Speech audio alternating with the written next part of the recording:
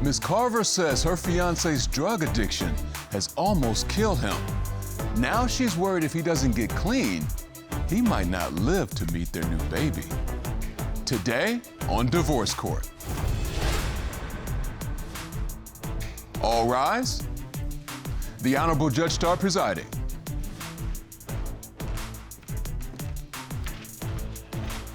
Hello, everyone. You may be seated. Your Honor, the case of Carver v. Pennington. Thank you very much. Ms. Carver, Mr. Pennington, welcome to Divorce Court. I'm glad to have you both here. We are with a young couple who've been together for 3.5 years. They've been engaged for 2 years. But their crossroads is because of a drug addiction that has been throughout their relationship. And with a new baby on the way, Ms. Carver is concerned on what environment she's bringing a new life into. Ms. Carver, why are we here in Divorce Court? I'm here because I need answers before my baby is here. My fiance has a drug addiction and it causes money problems. He's a cheater and I don't want to deal with it anymore. If he can't pass the lie detector test and the drug test, then I'm gonna leave him. So today is the day for you to make a decision on what's gonna be your future. Yes. Ms. Carver, I heard what you said. Mr. Pennington, what do you say? I'm here today to prove and tell her that I really would love her. I really want to be here. I want to be in my son's life, and I want to prove to her that I've been faithful and loyal to her, and us to have a relationship together. So you are here today to show that you have made the necessary changes that she would need for a real partner, am I correct? Yes. Ms. Carver, why don't you take me back to a time when you all first met, and then tell me what changed to get us to this point, ma'am. So we've known each other since we were in elementary school. We used to ride the bus together. We didn't stay in contact over the years, but we did rekindle a few years back over social media. I ended up inviting him over to my house. I cooked some dinner, we watched a movie, and then we started dating. After about a year of dating, we moved in together. You have your own apartment? No, we stayed in a garage at my dad's house. We kind of made it our own apartment, though. Got it. When you all first started dating, were drugs involved in the relationship? Once or twice a month. And then as time went on, it developed into every day. Every day. So that's an addiction right there. Right. So let me just turn to you, Mr. Pennington. What was going on in your life during this time period, this early dating period? I was grieving. You know, I lost my grandfather. That's where it all happened. That's where it all came from. You know, because what kind of drugs are we talking about? Xanax. So those are depressant. Yeah, I didn't have nobody to vent to about my situation. You require a prescription for Xanax. How'd you get a prescription for Xanax? You were so young at that time. I guess, a psychiatrist. I guess that's what they're called. So you went to a therapist? Yes. And they prescribed Xanax? Yes. Were you continuing to go to the psychiatrist? No. See, that's one of the problems with people who prescribe those kinds of drugs. You kind of have to monitor those drugs so that you can know if the person is actually getting better or the drug's just a bandage on what the issue is. So you didn't stay with your therapy, is that correct? No, I didn't. That's correct. But you kept with the using the Xanax. Yes. Self-medication is probably what got you addicted. Yeah. How did that manifest itself in your family, Ms. Carver? It caused a lot of issues. When he would take them or even coming down, he would be like arrogant. He would act different. He would also be aggressive. Yes, as I can imagine. It shows up in some anger issues. Right. Things get broken. Why don't you tell me about that? So at first it was probably about, like I said, like once or twice a month. And then it developed into every day, at least probably 2 pills or so a day. One time I wanted to go out with my friends, just to go out, to hang out. And he didn't want me to leave, so we got into an argument. And I was gonna leave anyways, just because I wanted to go out with my friends. And you're a grown woman, you're gonna do what you wanted to do. So he snatched my phone and shattered it. That's like a new thing that young people do. They break phones, okay? Yeah. And the Apple people not giving you a free phone again when you break it on purpose. Okay. So, and that phone was given to me. Mr. Pennington, why can't you manage your anger and end up breaking things? Basically, we made plans before she made plans with her friends, so it kind of made me feel some type of way. And I was mad, and I was on, my addiction around that time, so I smashed her phone. I submitted evidence about the broken phone as well. You did? I'd like to see what you're talking about. Oh, I mean, it really broke. You're not getting any of that money. It can't, I mean, it broke while it was in the case. It's completely broken. The people told me I might as well buy a new phone. Yes, that's correct. So. That's correct. So needless to say, that made you annoyed because that... Very inconvenient. 100%. So the addiction sort of hit rock bottom during this whole incident of an overdose. Why don't you tell me about that? So I was working this part-time job at this restaurant, and I came home from work, and he was at the house. I could tell he was high. I told him, I was like, just chill out for tonight. We're gonna hang out. Don't take anymore. He didn't listen. He proceeded to take, I believe, like half a perk and another Xanax. So some time went by, maybe about an hour or so, and he made this strange noise. My dad just happened to be walking by the room and heard it and asked if he was okay. And it was normal for the situation, like to be high, passing out. It was just kind of normal. So oh my Lord. I was in denial. I was like, no, he's okay, he's fine, or whatever. And my dad's like, no, I don't think he's okay. So I started shaking him, trying to wake him up. He's like not moving at all. And this was very traumatic for me because he was just like unresponsive. And like I started like slapping him in the face because he was not responsive. And it was really scaring me. I was crying, I called the ambulance. And then when they got there, they gave him Narcan to try to reverse the overdose, and that still wasn't doing anything. So I was really scared, like, oh my gosh, is it too late? What is, like, I just didn't know even what to think, what was gonna happen, his family, oh my God. They took him to the hospital and he wasn't waking up. He ended up waking up and he panicked and he tried to like escape. Of course. So, and that made me even more worried because I'm like, just please let them check you out. He was not having it. So he promised to get cleaned in, but a couple weeks later, I found half a Xanax pill in the bathroom, so I knew he was still taking them. Ms. Carver, that's a lot for a young woman to take on. Yes, it is. That's a whole lot, sweetheart. It's very scary. Yeah, it is. You know? It's intense also. Mr. Pennington, did you have any concept of what was going on in your life right then when you were overdosing? I just was going through a lot. Even family issues, like, I just think about the past a lot. And what about going back to the therapist? My mind wasn't ready. Like, I guess I wasn't ready to grow up, you know? I'm just be truthful. That's fair. You recognize that that's an addiction, though, right? Right. 100%. 100%. And you decided it was time you were going to have to get clean? Right. I let him use my debit card. A couple days later, I went to the ATM to get some cash out. I see a whole bunch of Cash App transactions, like $700. Wow. I submitted evidence. $20, $50, $30, $20. I can tell you right now, that's paying for drugs.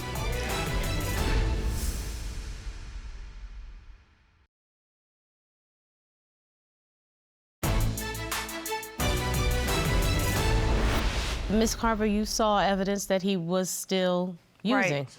How does that impact on you? It's confusing because I do have the hope and like faith in him, and because I know he has the potential to do better. But I also know that it's hard. I have like family that have gone through addiction and stuff, so I know it's it's really a sickness.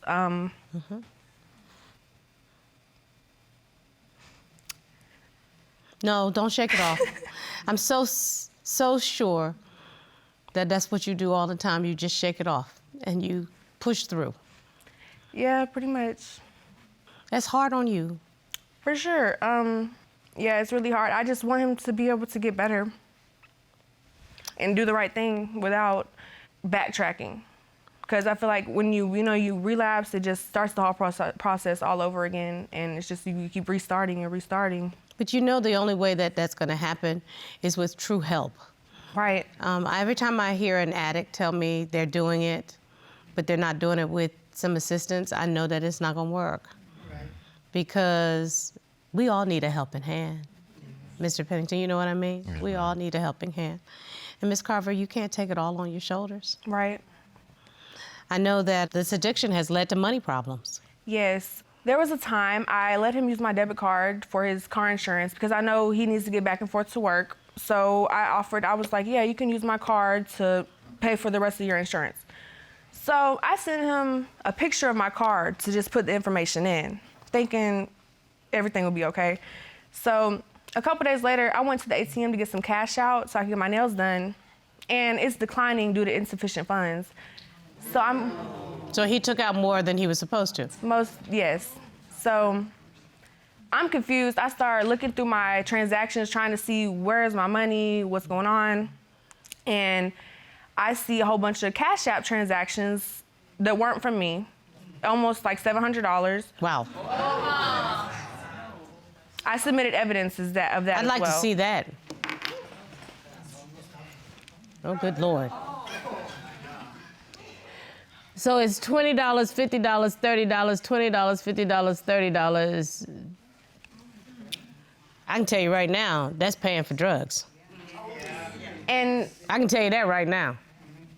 the way it looks, you know, it doesn't add up to one transaction for a car payment or anything like that. Mr. Pennington, you used that card to get money out to pay for drugs, am I correct? No. What'd you do with that $20, $30, $50, $20, $30, $50? The money that she actually let me lend, I used it for my car. What was that? That was because I just felt like I could spend a little more because I buy stuff for her. I get her nails did, I get her hair done. You didn't think it was necessary to ask her, could you take money out of her account? Let me put that back up because I want to see those transactions again, okay? I want to be real clear about this. Okay, so I see on 12/30, $20, 12/30, $80, 12/30, $20, 12/30, $20, 12/30, $50, 12/30, $30, 12/30, $20, 12/30, $30, 12/30, a direct deposit. You put some money in there. Yeah, I think I might have got paid. That looks like you got paid. Yeah. Then it goes backwards. So if I start at 12:05, I can see the direct deposit where you're getting paid, and then I see these little 20 and 80 and 60 and 30 and. And you weren't taking that money out, am I correct? No. So, Mr. Pennington, not to put too fine a point on it, you were stealing. That's it. I've also had suspicions of him cheating. I started going through his phone, and I seen that he was texting his ex-girlfriend, Sasha. We started arguing, and I kicked him out of the car, left him on the side of the road. I confronted the girl, and I said, you can come pick him up. You had not had a relationship with this person before?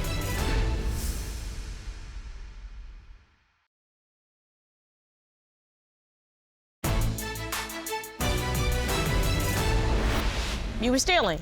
She didn't authorize you to take her money like that. No, she didn't. That was called stealing. And but for the fact that she loves you, you could have been arrested. We could have used that money for the baby. We could have bought diapers, wipes, bottles, bibs, clothes. What'd you use the money for, sir?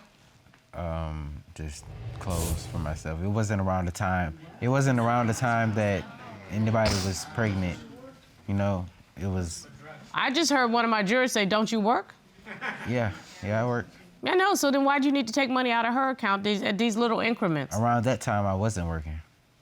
But you couldn't have a conversation with your fiancé to say, I'm gonna need a little more help? You didn't think that would be necessary to have a conversation? Yes, I did, but I wasn't in my right state of mind, you know? So you were on drugs during that time? Right, exactly. His friend said that he was still buying drugs at that time. I can tell you that he was still buying drugs. I don't know what's going on, but I can tell you that. Those little 20 and 30 and 50 and 20 and 30 and 50, that's what it looks like. Right. And not just to me. What it look like to you, Corey? It looks like he was buying. Okay. Members of the jury, does it look like that? Yes. Okay. So I consider that to be stolen cash. I've also had suspicions of him cheating. Okay, on top of all of this? On top of it. Okay, young lady, you dealing with an awful lot now. You dealing with drug addiction, you dealing with financial improprieties, and now you're dealing with cheating? She's pregnant. Oh, Lord, the members of the jury about to get upset because I can hear the aunties coming out of my jury. So what makes you suspicious? I was driving him to his friend's house, and he went into the store. He left his phone on the seat, and me being me, I went through You his being phone. every other woman in the world? Right. So I started going through his phone, and I seen that he was texting his ex-girlfriend, Sasha. So, yeah. What were the text messages? There was actually a call I seen for when they were on the phone. I think the texts were deleted, so I didn't get to see much of anything, but it caused a big argument. We started arguing, and I kicked him out of the car, left him on the side of the road.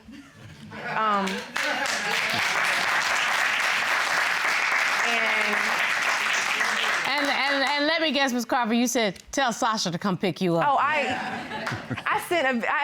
believe I submitted evidence of this as well. I confronted the girl and I told her exactly that. I said, you can come pick him up. They had always kind of been cool, but I don't feel like that's right because why are you, especially if it's your ex-girlfriend, why are you talking to her if you're in a relationship with me? So. I'll ask Mr. Pennington. That's a good question. Yeah, it is. First of all, it wasn't an ex, it was just a friend, to be honest. And I don't see what's wrong with Was me it an having a ex or friend. not? You had not had a relationship with this person before? Not that person, no. You said not that person, so we're talking about there's several people? Yes, it's something else going on. I'm being honest here. You're being honest. I appreciate that. Yes.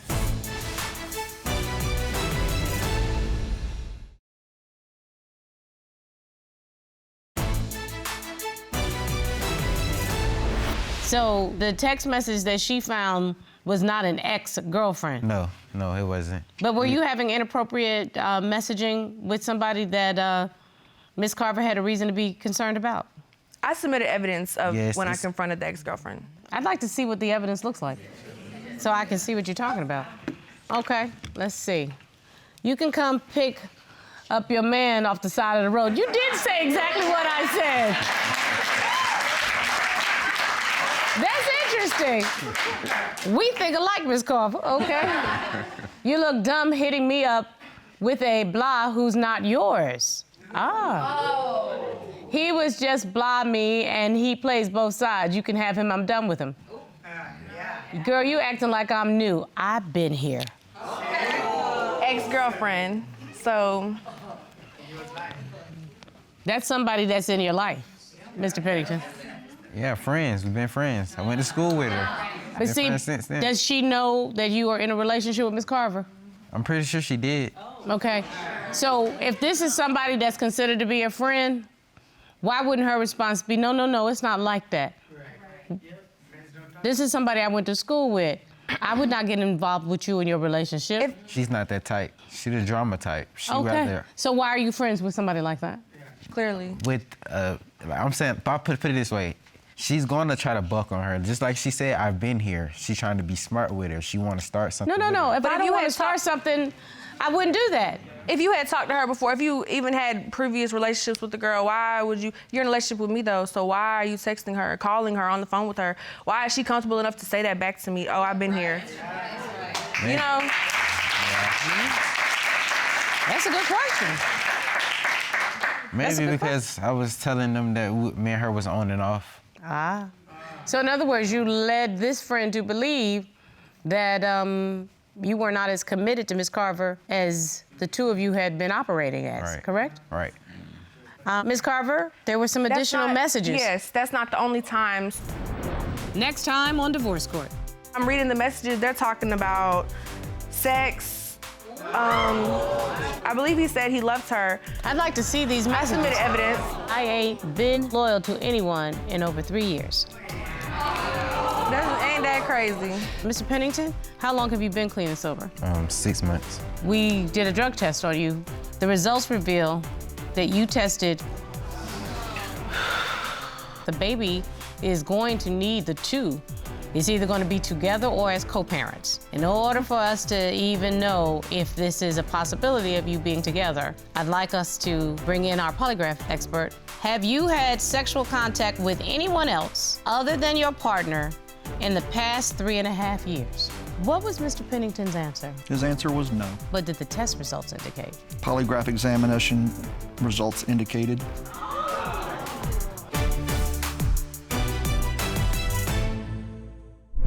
Made in Georgia.